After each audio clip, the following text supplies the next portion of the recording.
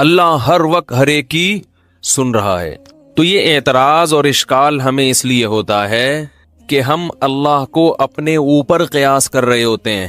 ایک بات خوب اچھی طرح سمجھ لو، خوب اچھی طرح، کہ جو لوگ بھی مذہب کے مخالف ہیں نا، مخالف، ان کے جتنے بھی دلائل ہیں اسلام کے خلاف، اللہ کے وجود کے خلاف، محمد صلی اللہ علیہ وسلم کی نبوت کے خلاف، یاد رکھو اگر اللہ کا وجود، جنت اور جہنم، فرشتوں کا وجود، یہ تمام چیزیں عقل کے خلاف ہوتی تو قرآن عقل کے بہت زیادہ استعمال کا حکم نہ دیتا۔ افلا تتفکرون، غور و فکر کیوں نہیں کرتے؟ ان فی خلق السماوات والارض لآیات لأولی الالباب، فرمایا آسمان اور زمینوں کے پیدائش میں عقل والوں کے لیے نشانیاں ہیں۔ افلا تعقلون، عقل سے کام کیوں نہیں لیتے؟ افلا یتدبرون، تدبر کیوں نہیں کرتے؟ خوب اچھی طرح گہرائی میں گھس کے غور کیوں نہیں کرتے؟ ام علی قلوب اقفالها، دلوں پہ تالے پڑ گئے ہیں، سوچتے کیوں نہیں ہو؟ اور یہ کہتے ہیں کہ ہماری عقل، ہم عقل سے فیصلہ کراتے ہیں۔ اگر عقل سے فیصلہ کرا رہے ہوتے میرے بھائی تو بے عقلی کی باتیں نہیں کر رہے ہوتے۔ تو یہ کہہ رہے سائنسدانوں کی سمجھ میں فرشتے نہیں آ رہے، تو سائنسدان کی سمجھ میں تو دوسرا سائنسدان نہیں آ رہا ہوتا، بعض دفعہ اس کی تحقیق نہیں آ رہی ہوتی۔ تو ہر چیز کو اللہ نے ایک محدود صلاحیت دی ہے، آنکھ کی ایک محدود صلاحیت، کانوں کی ایک محدود صلاحیت، سونگنے کی ایک محدود صلاحیت، تو سوچنے کی بھی اللہ نے ایک محدود صلاحیت دی ہے۔ اس سے آگے دماغ اس پہ ریسرچ کر ہی نہیں سکتا ہے۔ تو یہ جو چیزیں ہیں فرشتوں کا وجود، یہ ہمیں اسلام سے پتہ چلی ہیں۔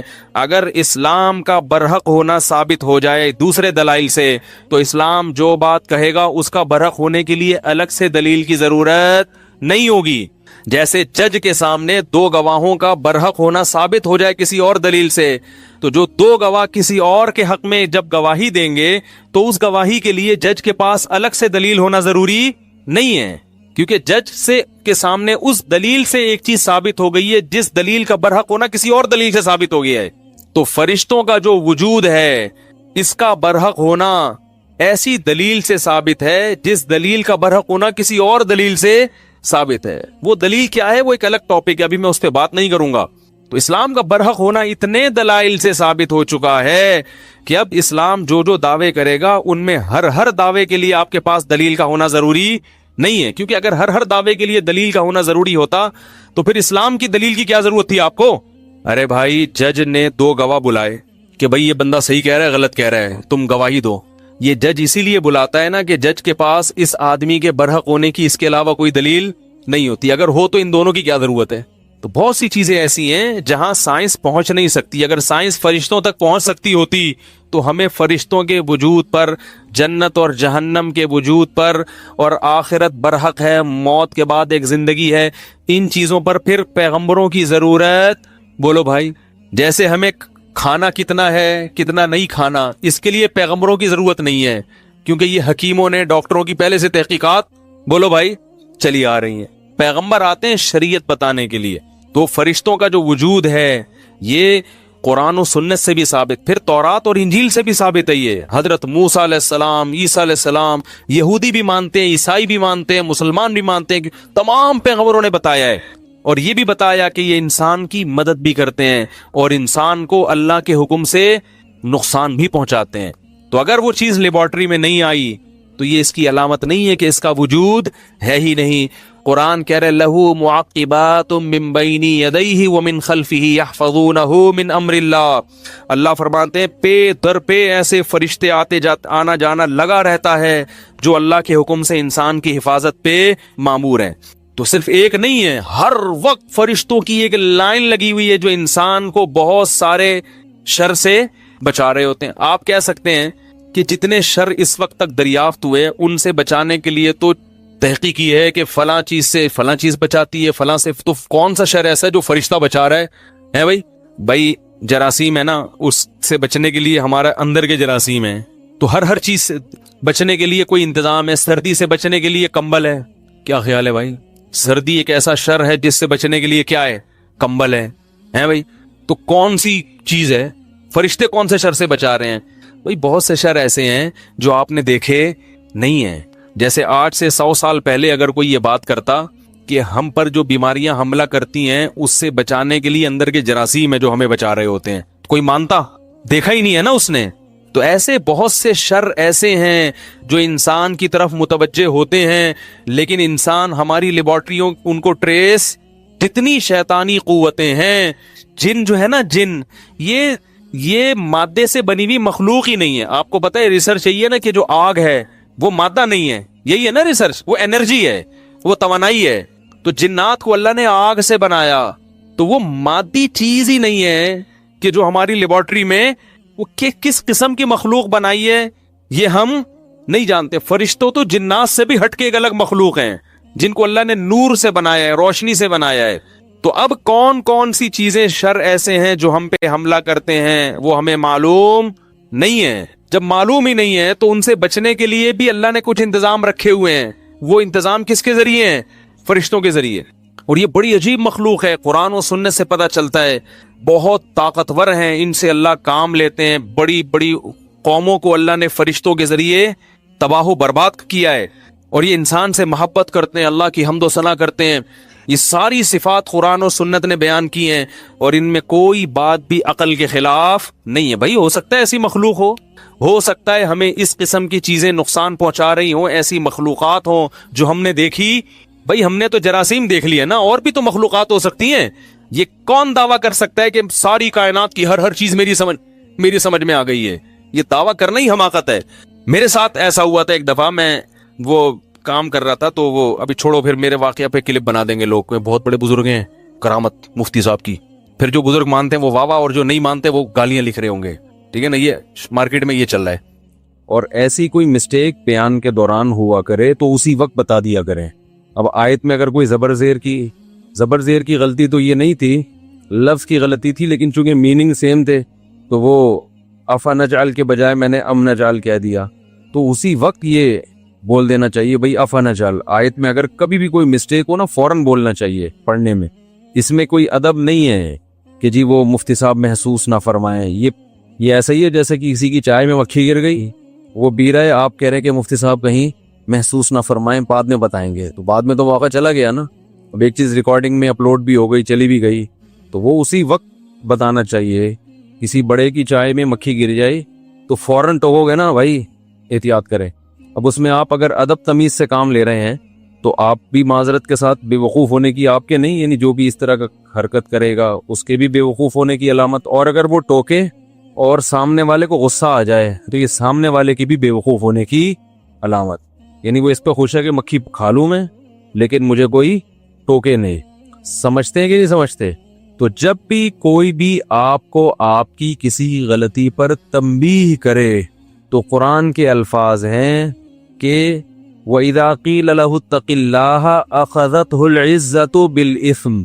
اللہ نے جو بڑا نافرمان ہے نا, بڑا نافرمان, اس کی علامت بتائی ہے کہ جب اسے اس کی کسی خطا پر تنبیہ کی جاتی ہے تو اس کو اس کی عزت نفس, اس کی سیلف ریسپیکٹ جو ہے نا, وہ اس کو اس گناہ پہ اور مضبوط کر دیتی ہے. یعنی وہ انا کا مسئلہ بنا لیتا ہے. بات آ رہی ہے سمجھ میں؟ تو اللہ نے فرمایا فَحَسْبُهُ جہنم. یہ بھی قرآن کا انداز ہے. فرمایا یہ نہیں کہ ایسا شخص جہنم میں جائے گا, یہ بھی نہیں. فرمایا اس کے لیے جہنم کافی ہے. ایسے آدمی کا تکبر اس وقت تک نہیں ٹوٹے گا جب تک یہ جہنم کی آگ میں جلے گا نہیں. کیونکہ کسی کا جو تکبر سمجھتے ہیں نا, بڑا اپنے آپ کو کچھ سمجھنا, یہ یا تو دلائل سے سمجھ میں آتا ہے اور دلیل ماننے کی اس میں صلاحیت ہے ہی نہیں, کیونکہ دلیل سننے کی صلاحیت نہیں ہے تو ماننا تو اگلا اسٹیپ ہے نا. ہائے ہائے ہائے, بات اب یہاں سے مسئلہ سیٹنگ آؤٹ ہونا شروع ہو. دیکھو دو اسٹیپ ہوتے ہیں, یہ سب پر فٹ آتی ہے یہ بات. ہر انسان سے غلطی ہوتی ہے کہ نہیں ہوتی؟ ہر انسان تربیت کا محتاج ہے یا نہیں ہے؟ اگر انسان تربیت کا محتاج نہ ہوتا, ہر آدمی اپنے بارے میں رکھ کے سوچ, تو اللہ پیغمبروں کو بھیجتے, کہتے خود ہی تم فنڈر ہو, خود ہی سوچ کے ٹھیک بن جاؤ, خود ہی سوچ کے کیا بن جاؤ, اپنا اچھا برا خود ہی سوچو اور کیا بن جاؤ, ٹھیک ہو جاؤ. بچہ جب پیدا ہوتا ہے تو والدین اس کو سکھاتے ہیں نا کیسے کھانا ہے, واش روم کیسے یوز کرنا ہے. تبھی جن والدین نے بچوں کو واش روم یوز کرنا نہیں سکھایا وہ اب تک چاند پہ پہنچنے کے باوجود بھی پانی استعمال نہیں کرتے. ایسا ہی ہے نا, والدین نے نہیں سکھایا. ان کتنے پڑھ لکھ گئے مگر ان کو سمجھ میں نہیں آتا یہ پانی کی کیا ضرورت ہے, اور ہمیں والدین نے سکھایا تو ہم کہتے ہیں یہ پانی کے بغیر ان کا گزارا کیسے ہوتا ہے یار. آدمی کے دانت گندے ہوں برداشت ہو جائے گا, کپڑے میلے ہوں, کیونکہ میل کو چیل ہی لگا ہے نا, ارے مٹی لگی ہوئی ہے تو مٹی میں تو صبح شام گھومنا ہوتا ہے, لیکن یہ چیز کیسے برداشت ہو جاتی ہے یار, یہ عقل میں نہیں آتا. تو اس سے پتہ چلتا ہے کہ انسان تربیت کا بہت زیادہ محتاج ہے. بات بات پہ اس کو کیا چاہیے, تنبیہ, کوئی اسے ہر وقت بتاتا رہے یہ صحیح ہے اور یہ غلط, ہر وقت. ہمارے حضرت مفتی رشید احمد صاحب رحمہ اللہ تعالی فرمایا کرتے تھے کہ ایسے شخص سے بیعت ہو جو ٹراخ ہو. یہ حضرت کی اپنا لفظ تھا, کیا ہو, ٹراخ, ٹے رے الف اور خے, یہ حضرت نے خود ایک لغت بنائی تھی. اس کا مطلب ٹر ٹر کرنے والا. کیا کرنے والا, ہم کہتے ہیں نا بھائی ہر وقت ٹر ٹر کرتا رہتا ہے, ہر وقت بولتا رہے گا, کبھی چپ بھی بیٹھا رہا کر, ہوتا ہے نا. تو حضرت فرمایا کرتے تھے جس سے بیعت ہونا, اپنے آپ کو جس کے حوالے کرو اپنی تربیت کے لیے, تو اس شیخ کو منتخب کرو جو کیا ہو, وہ ہر وقت ٹر ٹر کرتا ہو. ٹر کا مطلب ہر وقت بولتا ہو کہ یہ غلط ہے, یہ غلط ہے, یہ تم غلط کر رہے ہو, یہ تم غلط کر رہے ہو, یہ تم نے غلط کیا, یہ تم نے غلط کیا. 24 گھنٹے آپ کو آپ کی غلطیاں بتاتا رہے. فرمایا پھر انسان کا بچہ بنتا ہے. اتنی تربیت کی ضرورت ہے انسان کو. موضوع چینج ہو گیا, سورہ قلم سے تھوڑا سا ہٹ گیا ہوں میں, لیکن بھائی مقصد تو اصلاح ہے نا, تو جو بات فائدے کی اسی کو پارسل کرنا چاہیے. تفسیر کے جو میرے اوریجنل لیکچر ہو رہے ہیں وہ آپ سن سکتے ہیں. وہ شروع میں 8 لیکچر گرامر کے ہیں. میرا چینل ہے مفتی طارق مسعود اسپیچز, اس میں پیر, منگل اور بدھ کو 3 دن وہ لیکچر رات کے وقت چلتے ہیں. وہ آپ سنیں تو وہ ٹو دا پوائنٹ تفسیر ہی ہے, اس میں قرآن سمجھ میں آئے گا ڈائریکٹ. اس میں گرامر بھی ہے, عربی گرامر. وہ 68 نمبر لیکچر ابھی اپلوڈ ہوا ہے میرا خیال ہے, 68 یا 69. یہ جو مجلس ہے یہ واض و نصیحت کی ہے. اس میں ہمیں لگے گا کہ کہیں اسکرو پانے سے کہیں بھی ٹائٹ کرنے کی ضرورت ہے تو ہم وہ والا اسکرو ٹائٹ کرنا, بھائی میکینک کے پاس گاڑی لے کر جاتے ہیں تو آپ بولتے ہیں جی اس گاڑی کی ٹیوننگ کر لو. اب اچھا میکینک ہوگا تو اس کو ٹیوننگ کے علاوہ بھی اگر کوئی گاڑی میں کام نظر آئے گا کہ بھائی یہ نٹ تھوڑا سا ڈھیلا تھا, یہ دروازہ تھوڑا وائبریٹ کر رہا ہے, تو اسکرو وہ کیا کرے گا, اس کو ٹائٹ کر دے. تو یہاں پر جو آپ آتے ہیں یہ سوچ کے بیان سننے کے لیے بیٹھا کریں کہ مفتی صاحب جس وقت جو اسکرو ڈھیلا دیکھیں گے اس کو ٹائٹ کرنا شروع کر دیں, ٹھیک ہے نا. اور نیت ہماری یہ ہوتی ہے کہ میری اپنی بھی اصلاح ہو, ہم کو شیخ و مرشد تو ہے نہیں. تو ہمارے حضرت فرمایا کرتے تھے کہ اپنی اصلاح کسی ایسے شخص سے کراؤ جو ہر وقت تمہیں تمہاری غلطیاں بتاتا رہے. دیکھو ڈاکٹر کے پاس جاتے ہو, اچھا ڈاکٹر نا, تو وہ آپ کو آپ کی باڈی میں جو فالٹ ہیں وہ بتائے گا, یہ جو خوبی ہیں وہ بتائے گا, فالٹ بتائے گا. اب آپ ڈاکٹر کے پاس گئے, اس نے آپ کو بتایا ماشا, اب آپ کو فیور بھی ہے, آپ کا جگر بھی صحیح کام نہیں کر رہا, کڈنی کا بھی پرابلم ہے. ڈاکٹر کیا کر رہا ہے, آپ کو کہہ رہا ہے ماشاء اللہ آپ کی صحت زبردست, آپ کو آپ کی نظر 6/6, سننے میں بھی آپ کو کوئی پرابلم نہیں, آپ ماشاءاللہ پھوڑتے بھی طبیعت سے, ہاضمہ بھی آپ کا ٹائٹ, دانت آپ کے بڑے خاندانی رکھے ہوئے. تو یہ ڈاکٹر ہے کوئی, یہ تو بگاڑ رہے ہیں آپ کو. آپ جناب ایسے ڈاکٹر کے پاس جب بیٹھ کے اٹھ کے واپس جاؤ گے تو آپ کی صحت اچھی ہوگی یا بیڑا غرق ہو جائے گا, خوش فہمیوں کی بھیڑ میں پڑ جاؤ گے. اور ہاتھ اندوری کا شعر ہے, خوش فہمیوں کی بھیڑ میں تو یہ بھول گیا پہلے مرے گا بعد میں جنت میں جائے گا. کچھ اس ٹائپ کا شعر ہے, جنت میں جانے کا شوق تو تجھے ہے لیکن پہلے کیا ہے, پہلے مرے گا, ٹھیک ہے نا, پھر جائے گا. تو وہ ڈاکٹر اچھا ڈاکٹر ہے. ہاں کبھی کبھار وہ آپ کے باڈی میں جو اچھی چیزیں ہیں جو صحیح کام کر رہی ہیں وہ آپ کو حوصلہ دلانے کے لیے کہ بھائی سارا ہی کچھ خراب نہیں ہے, ماشاءاللہ آپ کا جو ڈائجسٹک سسٹم ہے وہ بہت اچھا ہے, وہ تھوڑا سا اپریشیٹ کرنے کے لیے تاکہ مایوسی کا شکار نہ ہو. لیکن زیادہ فوکس وہ کس کو کرے گا, آپ کی بیماری. ٹیسٹ میں جو چیزیں صحیح ہوں گی وہ ایک دفعہ رپورٹ کے طور پہ بتا دے گا یہ, لیکن جو فوکس کس کو کرے گا, یار یہ رپورٹ آپ کی شوگر کی رپورٹ کلیئر نہیں. تو بھائی 2 چیزیں خوب سمجھ لو کہ جیسے ہمیں جسمانی صحت کے لیے ڈاکٹر کی ضرورت ہے یا کسی اچھے حکیم کی ضرورت ہے, بالکل ایسے ہی روحانی صحت کے لیے بھی ہمیں ڈاکٹر کی ضرورت ہے، جس کو روحانی ڈاکٹر کہا جاتا ہے۔ یہ ٹوپی ڈرامے والے روحانی نہیں، یہ تو ایک نمبر کے 2 نمبر ہیں، 2 نمبری میں 1 نمبر ہے۔ روحانیت کا مطلب ہمیں پیغمبروں کی اور پھر ان لوگوں کی ضرورت ہے جو پیغمبر کے وارثین ہیں، جن کی خود کہیں سے اصلاح ہوئی بھی ہو اور پھر وہ آگے لوگوں کی اصلاح کر رہے ہو، اپنی نہیں ہوئی۔ یاد رکھو، علم ایک الگ چیز ہے، اصلاح ایک الگ چیز ہے، دونوں کو ملانا نہیں چاہیے۔ آج کوئی بھی یوٹیوب پہ بیٹھ کے حوالے دے رہا ہوں نا، نالج ہو اس کے پاس، تو اس کا یہ مطلب نہیں ہے کہ اب آپ اس سے سب کچھ سیکھنا شروع کر دیں۔ نالج ہونا الگ، دیکھو شیطان کے پاس جو نالج ہے نا وہ میرے اور آپ کے پاس نہیں ہے۔ شیطان کو پتا ہے کس کو کیسے گمراہ کرنا ہے، اس کا مطلب نالج ہے نا۔ یہ جتنے باطل لوگ ہوتے ہیں ان کے پاس نالج اسلام کی بھی بہت ہوتی ہے۔ جتنے لوگ اسلام پہ اعتراضات کرتے ہیں یہ اسلام کی اسٹڈی کر کے ہی تو کرتے ہیں، انہیں اسلام کا پتہ ہوتا ہے تبھی تو کرتے ہیں، لیکن تربیت نہیں ہوتی، اللہ کا خوف نہیں ہوتا۔ یہود علماء کے بارے میں قرآن نے جگہ جگہ کہا ہے، یعرفونہ کما یعرفون ابناءہم، عرب کے مشرکین محمد صلی اللہ علیہ وسلم کو اتنا نہیں جانتے جتنا یہ یہودی جانتے ہیں۔ ان کو پتہ ہے کہ یہ وہی آخری پیغمبر ہیں جن کا تورات میں بار بار ذکر ہے۔ ان کو ایسے یقین ہے جیسے باپ اپنے بیٹے کو دیکھ کے پہچان لیتا ہے نا، ایسے ہی ان نبی کو دیکھ کر پہچان گئے کہ یہ وہی نبی ہیں۔ علم کامل تھا مگر تربیت نہ ہونے کی وجہ سے تسلیم نہیں۔ وہ تربیت کیا تھی؟ تکبر۔